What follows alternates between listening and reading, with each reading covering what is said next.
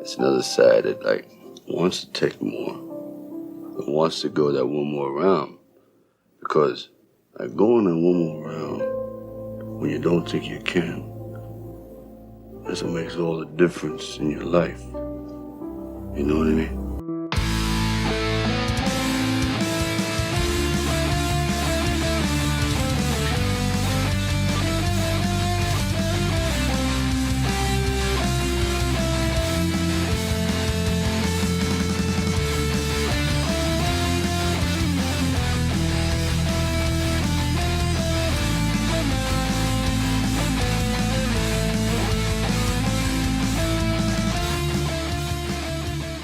Welcome to One More Round, the Rocky Series podcast. With me today, and this is going to be exciting to say, always, Katie and Kyle. How are you both doing this morning? Good. Hey, I'm excited. I'm very excited. From the get-go, we get to cover the Rocky movies, so I'm good to go. How are you? Good. Kyle, how are you feeling? My back is hurting. What do you mean your back's hurting? Deaf? I said my back's hurting. I'm short. I'm not deaf. Oh, boy. It's going to be a fun ride. I like it. And we want to welcome everyone that is in our Discord right now. We've got Donald, our faithful Donald. We've got Louise, of course. And we have Doug from Rocky Minute, who said he would just listen for a little bit before he has to bow out. But we want to invite everyone to join our live discussions because during these reviews of the movie, as we go through the movies, Rockies 1 through 6, throughout this podcast, we want people's input as we discuss the movies and we get some great insights from our listeners. Well, here we go, guys. This is One More Round, the Rocky Series podcast. If this is your first time listening to the podcast, what we're going to do is there's going to be 6 seasons, seasons 1 through 6, and they're going to cover the first and only Rocky films, Rockies 1 through 6. If you're asking yourself, well, what about the Creed films? Then I would invite you to go check out the podcast we did called Going the Distance, the Rocky Series podcast, where we did cover all 8 films. But the reason why we're doing the One More Round podcast is because Katie and Kyle, they are not just my co-hosts. I don't want to say that anymore because this is a new podcast. They are the co-hosts, or we are all equally co-hosts, a trilogy of hosts on this journey. And the One More Round just means we're all 3 of us together are going to cover these films that they themselves could not cover because they weren't around at the beginning of the original Rocky podcast. So that's the genesis of this podcast. If you're new to the show, that's what started here. But again, if you want to listen to the other episodes called Going the Distance, check it out and you can see how that journey started. For those who are listening to this for the first time, I think there's going to be a few because I know there's people that stop listening to Going the Distance when we started covering Creed. And I suspect some people are going to come back and listen to the Rocky coverage just because of their fandom, of course, of the Rocky films. Or we'll get new listeners because of the Rocky films. Katie, what does the Rocky films mean to you? And also, when did you become a fan? Oh, geez, I wish I was prepared. I mean, Rocky means my childhood to me. It means, in addition to my parents, it was like, this is how men should treat women. Their love, Rocky and Adrian's love, that's what it means to me is don't settle for anything less than that. The first movie I saw was Rocky IV, probably not even in 1985. It was probably 87 by the time we had it on VHS. So I was a small child. I'm one of 3 girls, so I ended up liking these movies probably because my dad did, and I fell in love with them and grown as a fan as I've become an adult. I see things differently. It's good to recover them now in the podcast. Awesome. Kyle, what about you? How did your Rocky journey start? Unfortunately, Katie stole kind of my experience anyway, so... Sorry. Yeah, Rocky reminds me of my childhood. With my age, I never saw most of the Rocky movies in the theater. In fact, I didn't see any of them in the theater until Rocky Balboa. We had them on VHS, and my mom really liked Rocky. Mm-hmm. She, of course, saw Rocky when it first came out. For instance, one time our family did a Rocky marathon where we watched all 5 films together, which is a bit of a slog, but it was like I just have great memories there. And in terms of the actual films, I think Rocky spoke to me in the sense that he came from nowhere and made something of himself. Kind of gives you hope as an individual. You could be something that maybe that you're not if you're given an opportunity and if you put the work in. And that was kind of a male role model for me, I guess, as a kid in that way. So, and I see them a little bit differently now, but I especially have a passion for this film, the first one, most of all. I really, really like this as a film, whereas 2 through 5, I also really like, but in maybe a different way. They're more entertaining. Sure. Kind of emotionally, this one means more to me than the other ones. Mhm. Awesome. What about you, Ryan? I love the Rocky films so much. I saw the first Rocky film I saw in the theaters was Rocky 3. I have seen every film since then in the theaters that is a Rocky film. I just fell in love with the character. Of course, like you guys, it was, Rockies 3 and 4. That was my childhood. Those were the action-packed films. I remember being just a tad older, maybe between 11 and 13 when I saw the first Rocky film. And I remember that juxtaposition of, what am I watching here? This is not Hulk Hogan throwing around Rocky. This is not a scary Russian. Like, what's going on here? There's a more nuanced story happening here.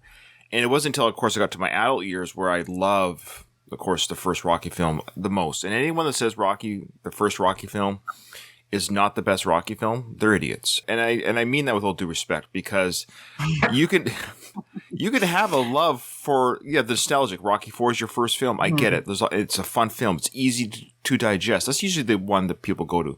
Even Rocky 2 people like, because Rocky, spoiler, Rocky wins the belt in part 2. Can you imagine listening to this episode? You didn't know that. Anyway, all those things I get, though they're all valid reasons to like, but Rocky, the first film, how it was created, the story that Sly created it under, just everything, the guerrilla style filming, just the characters coming to their own so quickly. Everything that we just love about the characters, the genesis all starts with the first Rocky film. So it has to be the best one.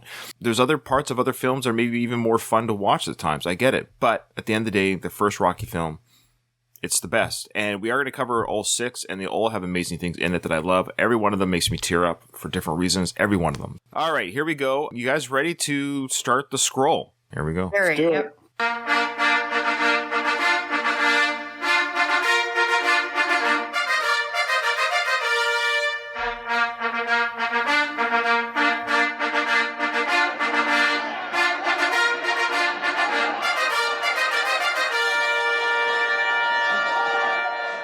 That theme right there, I talked to, if you haven't, go check out my Go in the Distance Bill Conti interview. That theme right there, that's actually was not written for Rocky. Oh, yeah.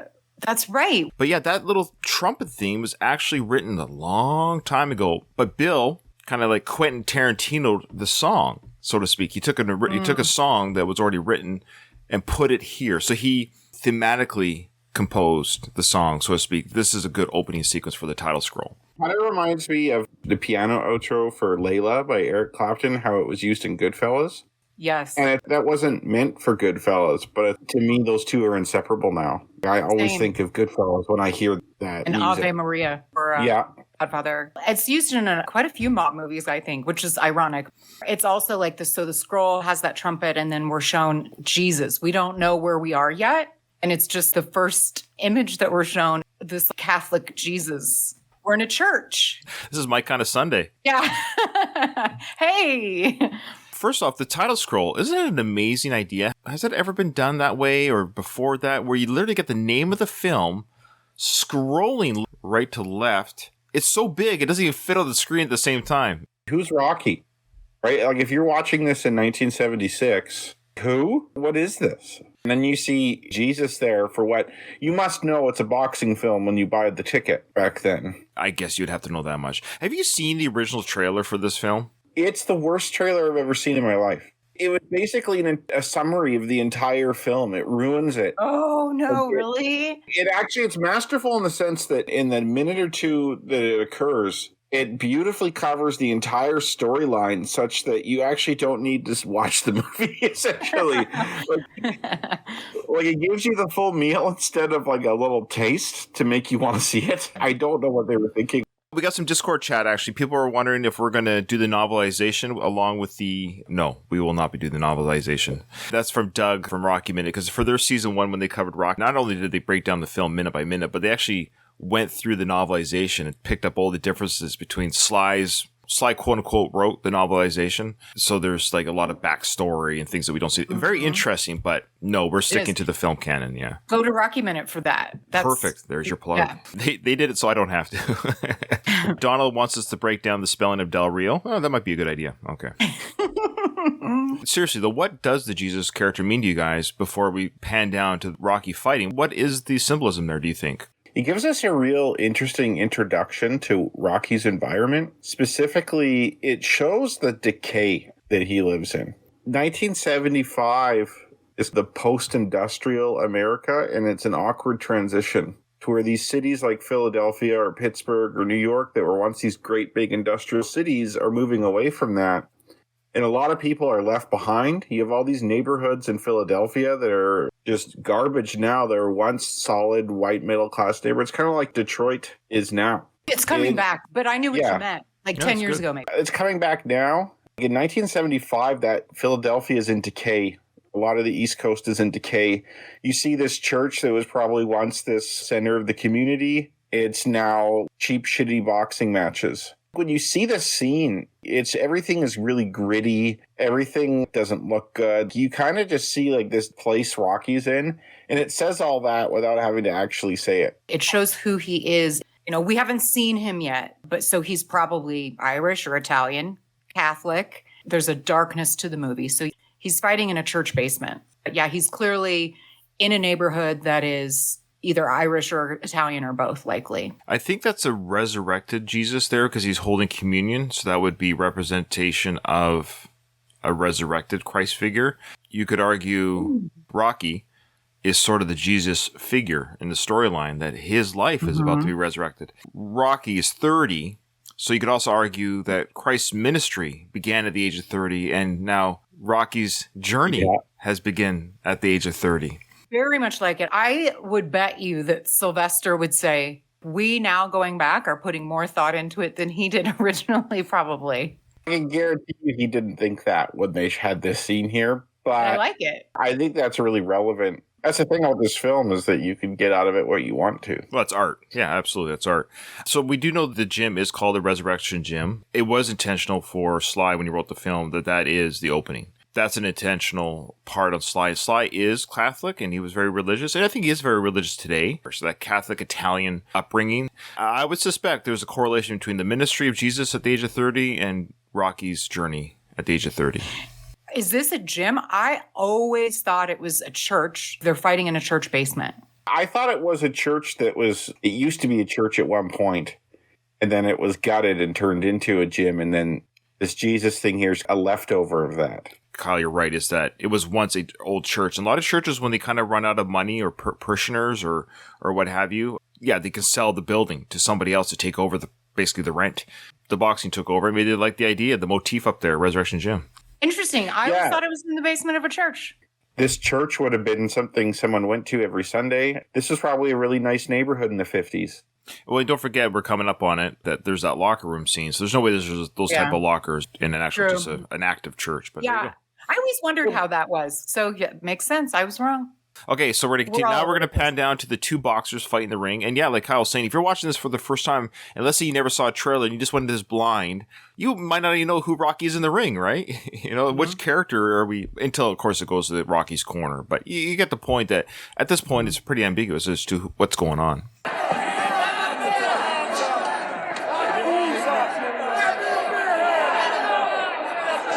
That's actually a great shot there when it went from the Christ motif painting and it goes down to the ring of them fighting and it continues to pull backwards. That's actually a great one shot through the crowd. And now we're seeing the fight from the crowd aspect. That's all a single take. So really good John G. Alvinson take there of that kind of a crane shot there. And it's so dark. The whole movie. I love how people are throwing garbage in the ring, right? People. No. This is a rough place. These are really rough blue collar people. If you're watching this movie and you're from like a middle class environment, this is foreign to you. This is a very hostile, dark, not nice place.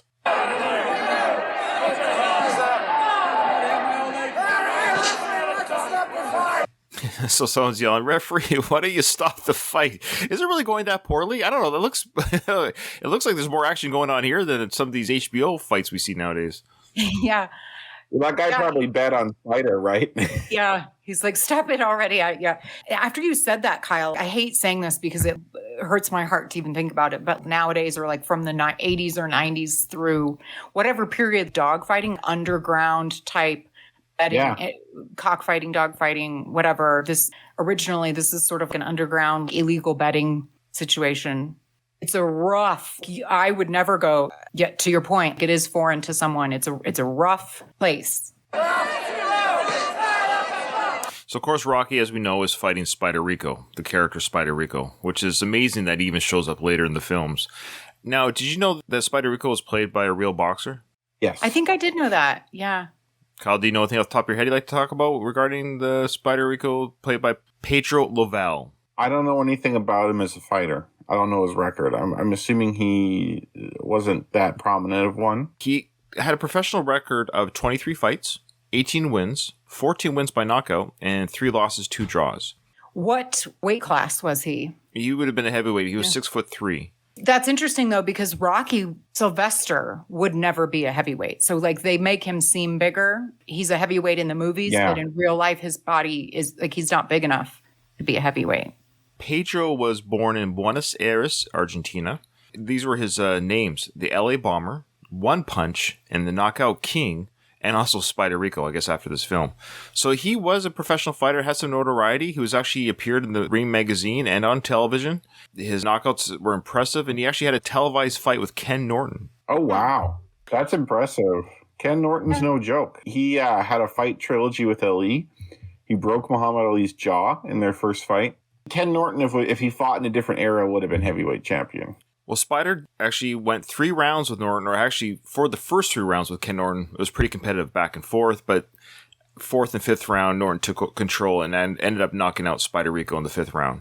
There's no shame in that. I guess he's more prominent than I thought he was. Wow, that is impressive. We're seeing here early in the film franchise already Sly casting real boxers to spar with. And one reason why he chose a real boxer, and in particular Pedro or Spider Rico, is that he could really box in the ring. He wanted to throw punches at somebody who knew how to look like a boxer at the beginning of the fight or beginning of the movie. Sly said also that he liked the idea that he could punch. Again, he wanted to really punch somebody in the ring to make it look more realistic, and he knew that a boxer could take those semi-hard punches. He wanted to actually contact the face and the body that we see. Yeah.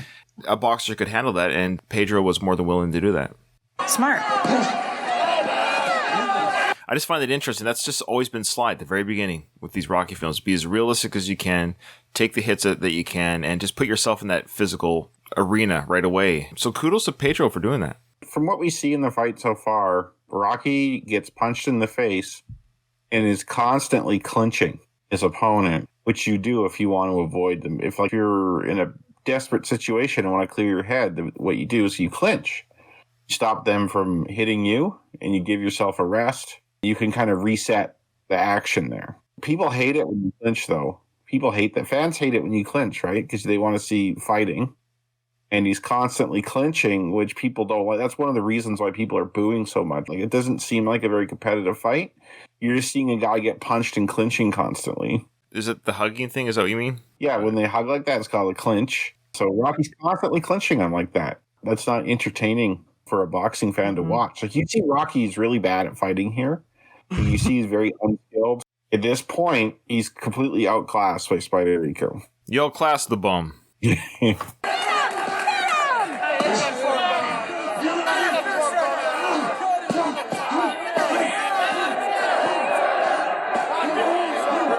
they allow the holding. The ref is just sort of half-assed, kind of trying to be like, hey, break it up, guys. But he's holding. Well, yeah, like Spider's clinching him there, and he's trying to hit him while they're clinched, which very amateurish type of fighting, right? You don't really see that in pro fights, or you shouldn't, at least.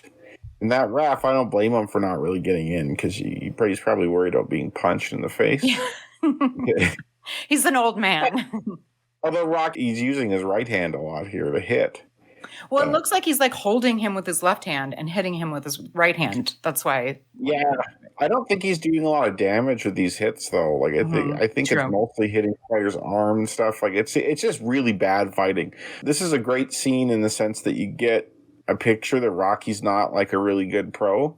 And so for later in the film, when he's offered a shot by Creed, you really get the sense that it's a long shot. Yeah, it's a long shot, right? Yeah, so they're clumsily fighting. I was actually thinking about, you go on YouTube all the time, you see these backyard boxing matches, or they're not sanctioned by any committee. They're just, hey, let's, you know, like, I don't know how to describe it, but, you know, put on some boxing gloves and They just kind of come out swinging. You know, these two guys will just come out haymakers swinging. That's kind of what we're getting here in some ways. It's Kyle was saying, kind of amateurish, not any real style or dancing in the ring. They're just punching and sort of blocking. Hammonickers? Well, especially Rocky. Spider Rico is doing fine. Right. Like, he's throwing really good jabs, and looks like decent footwork. And of course, because he's a real boxer, right? Like, they probably gave him some leeway to actually fight properly. But then Rocky, he fights like a goddamn ape. I wonder if that will come up again. Are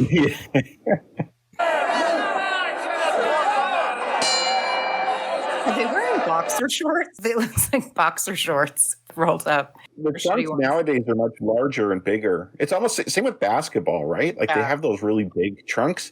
And then if you look at basketball in the 80s or the 70s, they have the really short ones. And boxing's kind of similar that way. Yeah. Yeah, I much prefer the 70s and 80s style. So the bell rings. We're not sure what round that might have been. Probably.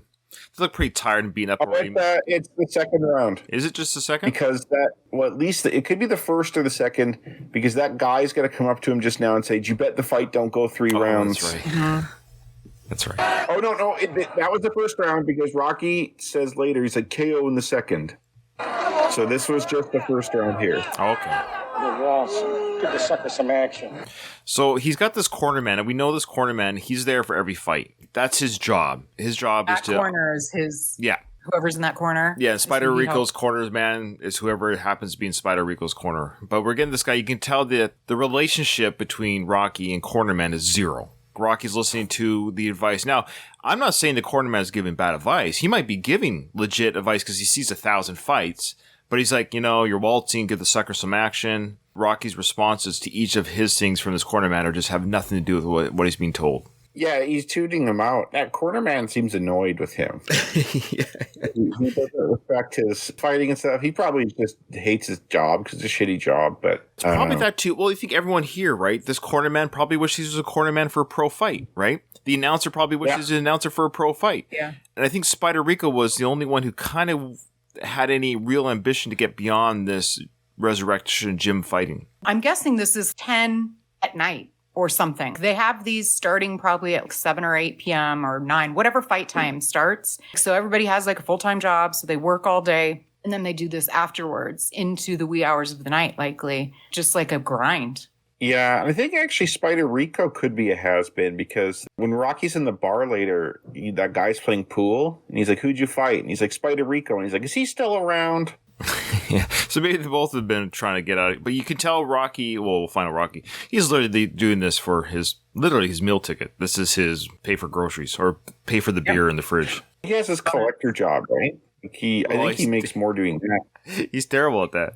Yeah, a lot of boss like. Yeah, Gazel likes him. Yeah, Gazel likes him more than the corner man here. He's getting a lot of bum talk. A lot of bum fight, you bums. And then this corner man says, "You're fighting like a bum." It's like a lot of... Yeah.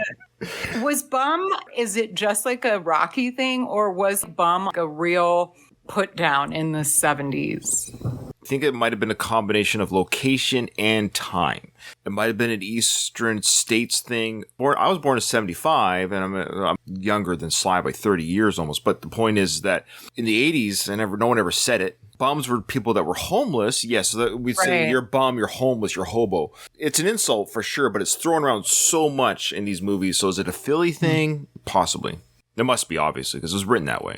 I agree with you, Ryan. I think it's a location and time thing. Yeah. This time, in this location, in this part of town, this neighborhood, that's how people spoke. Do you want to start a bum count? I think. Oh my God, it's a Rocky insane. series bum count. Well, we've already got 3. It's been shouted from the crowd at least twice. Let's just give a shout out from the crowd twice.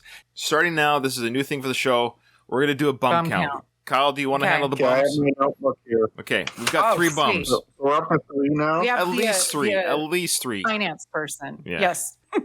Yeah. I'm going for it. I will be the official bum recorder. Okay. Oh, yeah. Why don't we do an over-under right now? How many times do you think bum will be said for the first Rocky film? Come up with a number. We'll give it to Kyle, and then we'll see who's closest. And you can be over or under. It doesn't matter. There's no... I hate that it can't go over crap. Just whoever's the closest.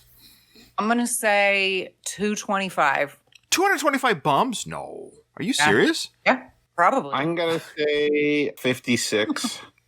I think Katie just has bum on her mind. Rocky's bum.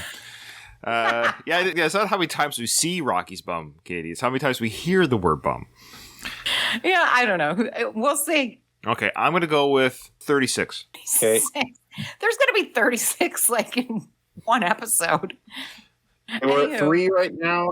We have Ryan at 36, Katie 225, Kyle 56.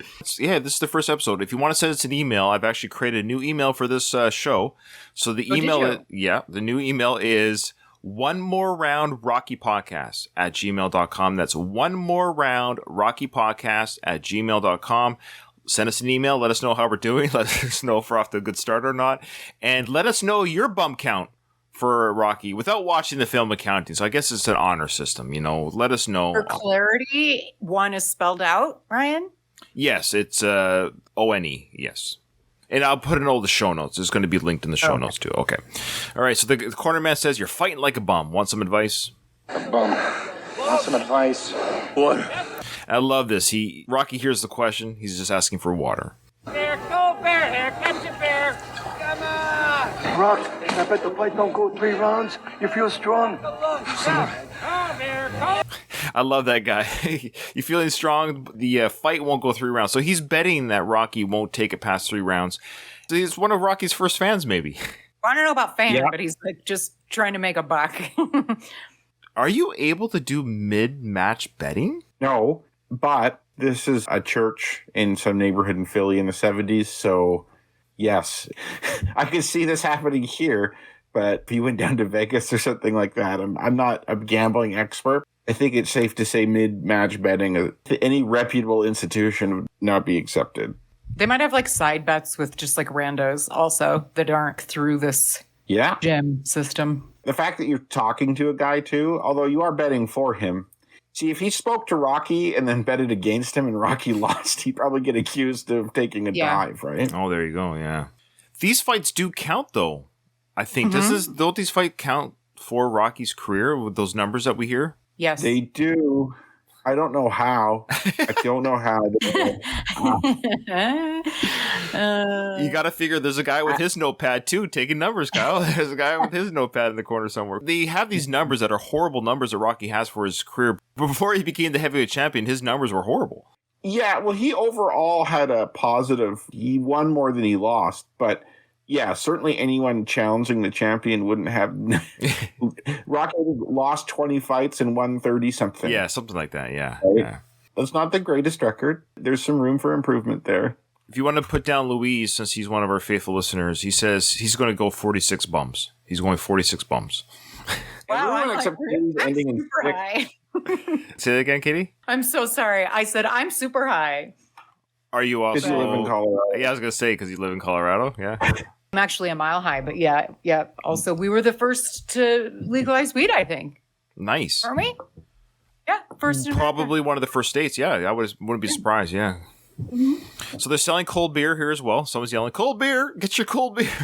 I love it. Want some good advice? So he asks again. The cornerman actually asks again. To his credit, he goes, "You want some good advice?" And then, of course, Rocky's response, "Mouthpiece." Wow, I think it's rhetorical. I think he said step into it. Yeah, it was his advice. So if this is one round, yeah, Rocky's already very winded. He smokes and drinks and eats donuts. So, I mean. Good point. Yeah, and he's been taking some hits too. When I spar in karate, we'll have a 1 minute round. And these boxing rounds are 3 minutes. After a minute, I'm pretty tired. Fighting takes up way more energy than you would think it would. Plus, I'm like out of shape too, so that also factors in. But still. But yeah, you're right. When you exercise to a certain degree, a single minute can seemingly last forever. Look at Sly's build here. It's kind of chiseled, a little bit lean. Yeah, I was noticing that too. But in other scenes, he doesn't really look very cut. This was actually the last scene filmed. Sly, Was it? yeah, so Sly said he lost a lot of weight, and this was at the end of the filming. These sequences here were the last things filmed for the movie, was this opening sequence. So the first shall be last, and the last shall be first. And Sly's a little thinner here, and a little bit more cut, because he was a little bit bigger and bulkier and maybe had a little bit more girth on him beginning of the film. So yeah, he's a little bit leaner here. It's the end of filming. Very, yeah, interesting. I'm glad you brought that up because I was just looking at him now like, I don't remember him being so... A little bit more cut, yeah. I always find that weird. I know they have to film out of order for practical purposes. To me, it takes a bit of the magic away when you find something like that out. Yeah. Well, that's what we're going to do on this show, folks. If you're going to join us in the one more round, we are here to take away the magic. Kyle's like, Ryan, you're taking away my magic. Sorry.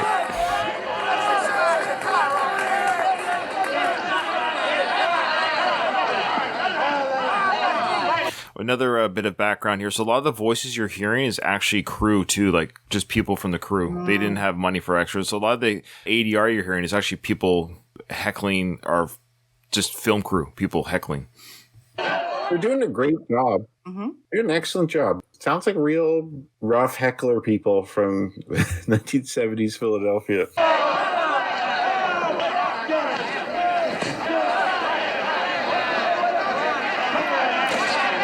You'll notice here, this is the only time you'll see Rocky half block his face. He's got his left arm up, so he's kind of blocking his face. That's amazing.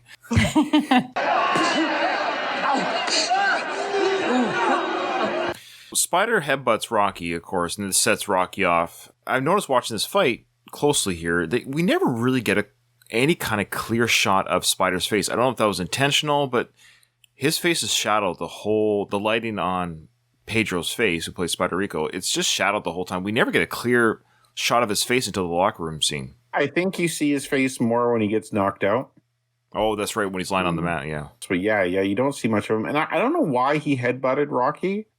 Like sometimes you might be tempted to headbutt when you're losing the fight, and that kind of maybe you do that in desperation to turn it around, kind of like Mike Tyson's ear bite back in the 90s. But Spider is clearly in control of the fight, and surely if he wouldn't have headbutted Rocky, he would have won.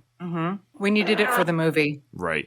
I think he's just a dick. That's what I always thought. Like he just headbutted there to be nasty. Well, we learned in Creed 2, in his funeral scene, Rocky says that he was the only fighter he knew dirtier than him. There you go. Yeah, we're seeing that now. I think it's also it shows two things. I think exactly, Katie. It shows that this is even though these numbers count for for your professional record, this is kind of not a very well-regulated institution. We've got betting mid-rounds. We've got people throwing garbage. We've got headbutting without the disqualifications happening. The ref doesn't really break up the clinching. So we're just showing this is just not an all holds barred or no holds barred boxing, but it's not very well regulated or sanctioned here. Though it's officially, I guess it does count towards the records. But it also shows, the second thing it shows is that Rocky has not a mean streak, but he has a rage button that when he wants to get angry or when he wants to hulk up a little bit. So now he's angry. So we see now what happens when Rocky does turn it on. And this plays into, of course, later in the movie that he has a switch where he can become quote unquote powerful, not as passive. He can switch. Part of that too is Rocky probably at this point in his own head a lot. He's probably experiencing some self-doubt, especially when you're losing a fight or something like that. You wonder if you can catch up. Your confidence is low. But then if someone does something like that to headbutt you, the rage takes over. Yeah. The anger takes over. And that drowns out all that other stuff in your head. The adrenaline goes way up, so you're stronger. And then you're focused now. That anger focuses you. And Rocky, when he's focused, his true talent and abilities come out. And he easily dispatches a Spider Rico, because in reality, he outclasses Spider. He just doesn't know it. Such a good point, Kyle. Kyle's like, finally, after all these episodes, I said something. No, he's the only one that actually knows what he's talking about. I figured out I'm the one that uploads the episodes and edits everything, and Kyle's the brains, and Katie's the beauty. That's her combination here. Katie's pretty smart. We're all pretty smart in different ways. How about that? Yeah, that's true.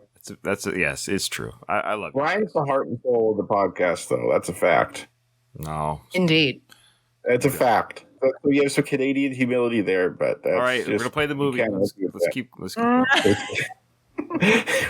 All right, so Rocky's gonna go turn on a rage mode here. Look at that. The referee did point his finger. Did you see that? The referee pointed his finger and scoring at Spider Rico. I've never noticed that before. Did you catch that? I guess I've never watched this fight so closely before, But yeah. Spider got a stern talking to. Don't you do that. Don't you headbutt. Hey now. It's like the referees in wrestling when they scorn you for bringing the chair out and hitting someone. You can't hit people in the back of the head with chairs. Stop it. And nothing happens really, but yeah. Oh, and the guy that bet on Rocky's really upset. Did you see that? He's really... Because usually a cut like that could stop the fight, right? That's right. Well, not in Rocky movies. And really, Spider could get disqualified for that.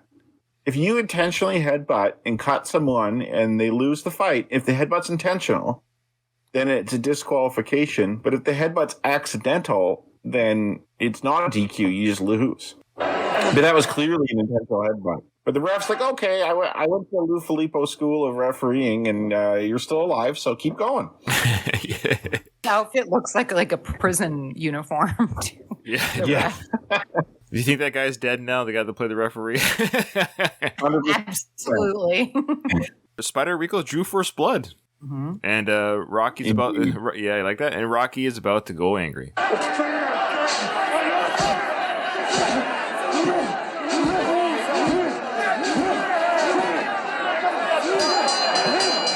And that's always a brutal scene there. The straddling of your opponent and just punching him down on the canvas. Now that's MMA. You're allowed to do that in MMA. MMA fighting right there. UFC, great. You could do boxing, Kyle. You're the boxing guy. Can you straddle your opponent and punch him on the canvas? I'm gonna say no. There's like a 30-second delay for the ref. He's like, "Oh, what are you doing? Stop." Yeah, I think basically the ref's thinking, well, Spider seemed to be knocked out cold prior to Rocky straddling and punching him, so we're just going to call it a win.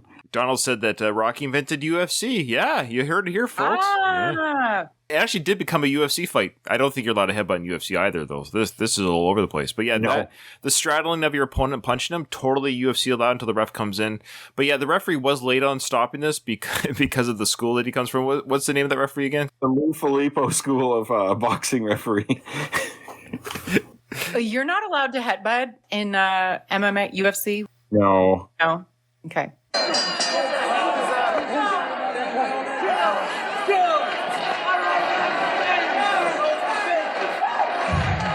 I wonder how much money that guy won. He seemed very happy that he got his bet. Like $30 or something, probably. I love this part coming up. So they announced the next round of fighters. Do you remember what they were, Kyle? Sugar somebody is the second guy.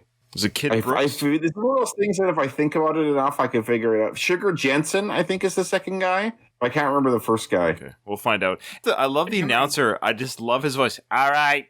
I just love that. Yeah.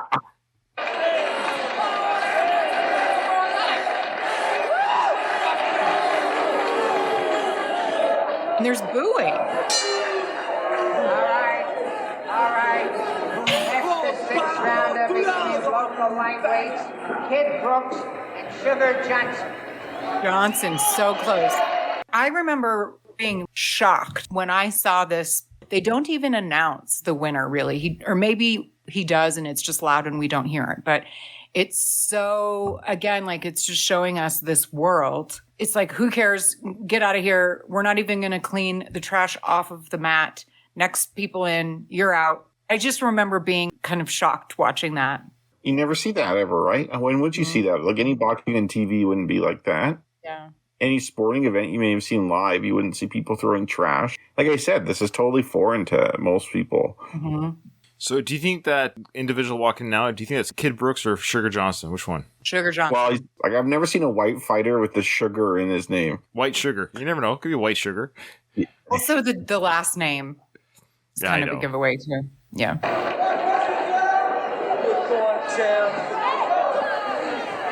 So somebody said, good job, champ? Did somebody say good job, champ? Okay. This guy, they smoking the cigarette, and Rocky asked, hey, can I bum a cigarette off of you? That was Sly's friend in real life who's now passed away. I forget his name, Ray something. But that was, yeah.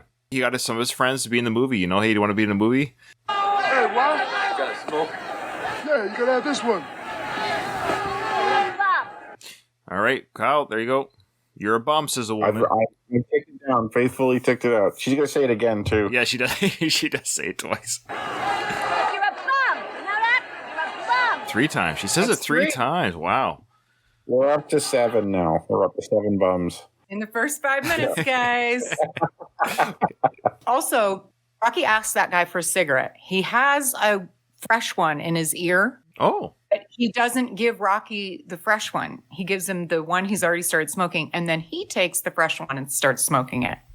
Did you guys see that? Yeah. I'd be pissed. Yeah, I'm like, yeah, give yeah. me this used cigarette, you rando, and I have to smoke your grossness, Yeah, but beggars can't be You know choosers. what? Yeah, exactly. You got free smoke. I guess. It's already lit for you. Yeah. Can't complain. Now I love how later in the film, Rocky complains about how much change he's had stolen from that locker because he never kept it locked. But this one's not locked. Yeah, true. And this robe that he's wearing too, the Italian stallion with the Italian stallion stencils on the back, this literally looks like a bathrobe. It literally looks like an actual bathrobe. Like terry cloth. Yes. Well, to be fair, he doesn't wear it out to the fight at all, which is weird. No, I thought that too. You know, he keeps it in the locker room, so it almost functions like a bathrobe. Like it just keeps him warm. So Spider already beat him to the change room, and it looks like he's lying down drinking a beer. And this is where his voice is so funny. He sounds so different here than he does in the Rocky Balboa film. I can never figure it out. I know it's, decades later, but Sly still kind of sounds like Sly, right? The voice that we hear from Pedro right now, it sounds like Andre the Giant. I don't know how to describe it. You really got lucky there tonight. Like growing up, I couldn't understand what he said there. I almost sounded like Ducky or something like that. I don't know when he came to America because the English would have been a second language or something. He sounds weird, but It's not just the accent. It sounds like he's deaf. And he even like his face and hair kind of from far away kind of looks like it too. I thought the same as Kyle, like perhaps his accent got less noticeable 40 years, being in America for longer. It is a strange sounding person. Hey, you really got lucky tonight. Spidey didn't lose his share. $40. Let's All right, so Well, I he love sounded pretty normal. It just sounded like an accent there. because you're reading the captions, so you knew what he was saying. Oh, okay. yeah, you're right, Ryan. I always get so sad at how much money they take from these guys. Right now, the guy's coming in, the money guy's coming in. He says, okay, $40, less 15 locker and corner man. That's expensive for nightly. I remember I found one of my grandpa's old pay stubs from 1972. He made $5.25 an hour, and I was like, "Holy shit!" But then when I put it in the inflation calculator, it was like $40 or something. Oh, okay, there you go. So I'll put 1975, Sure, because that's the year, and then 2022, 5.23 is the factor. So $40 is $209 today. Okay, so you got $209 was the gross, but they took out how much for the locker and so they are paying the corner man. They're paying the corner man out of the winners or losers' pocket here. Yeah, and so They both pay the corner man and locker, whether you win or lose. yeah, Right. well, they each have their own corner man. Oh, that's right. Duh. So what's $15 now? Today's money. $78. That leaves Spider Rico with how much money total? They have 7% tax. He's not done yet. Right. So sorry, $5 shower. That'd be like $25. You have to knock off tax, 7% tax. percent tax. Comes to 7. Oh, sorry, 1720. They've already done it for us. So what's 1720 total now? That's what he gets. So we should have waited till the outcome there. You got $90. $90. It is really expensive. I actually kind of question that. So like $25 for a shower? No, no way. Yeah, they're No way. milking him here. This is a sketchy outfit for sure. The margins here for this gym are pretty high. You fought a good fight, Spider. I like how this guy says, you fought a good fight, Spider. Hey, it's not bad. Basically, he made $90 for between the getting to the venue, fighting, and coming out. Maybe an hour's. So maybe it's okay money if you think about hour or two of activity between fighting, showering, and everything else. He makes $40 an hour in 2 hours. But you're not doing that full time. That's the problem. Yeah, and You you get took beat up. physical punishment too, right? That takes its toll. One of the things I thought was, or maybe they'll get to it, I guess. So I'll comment on it later. Okay. You get winner share, $65. That's $15 locker and corner man, $5 shower and towel, and 7% tax. Comes to $40.55. The $65 is $339, and then the $40.55 net is $211. So not bad for winners, but that's one night's work. Between that and his collecting, he's doing okay. Like he can afford an apartment and he can afford, beer, but that's about it. When he did that job later in the film, collecting from Bob, where he's supposed to break his thumb, You see Gazzo give him a 20 there, which is $100. So if he did one of those a day, he's fine. Yeah. Like, he's not living large or anything like that. And then if he does maybe one fight every couple weeks, okay, yeah, it pays the bills. His apartment, we'll see, is probably not very high rent. He's probably living paycheck to paycheck type of thing. Oh, He says worse he's than a paycheck dog to paycheck. I mean, it's not like he gets like an actual paycheck, but he, you know, like, yes, he's not even able to like buy normal food. When do I fight again? Maybe 2 weeks. So there you go. So maybe 2 weeks. So that's $200 every 2 weeks. So he's making $100 a week. Now, the doctor's going to come look at his eye. I bet you that's not for free. Well, that's what I was going to comment on. He said the doctor will be in. I am surprised that they don't include that in the count. They probably both get seen by a doctor. Why is the shower so expensive, but they don't note, will you owe the doctor X amount? Good point. You could argue maybe it's just part of the fees already, or they're in Canada and it's socialist medicine. They are not in Canada. Oh. Give me a call. The doctor should be in about 20 minutes. I wonder what the Spider and Rocky talked about for 20 minutes, sitting next to each other, waiting for the doctor to come in. Yeah, weird, awkward silence. That's the time they could have showered and changed. Sorry, Katie. You're right, but it is strange. I remember thinking that when I watched this, I'm like, oh, they have the opponents in the same place. It seems odd, too. You know, again, it's just showing us like the low rent style here. Little did we know the next time we're going to see Spider Rico was going to be in the restaurant at Adrian's. Crazy. Yeah. God. Right here, I love this scene. This would be a good caption right here. Rocky thinking about retiring, opening up a restaurant, and Spider Rico washing dishes in the future. There you go.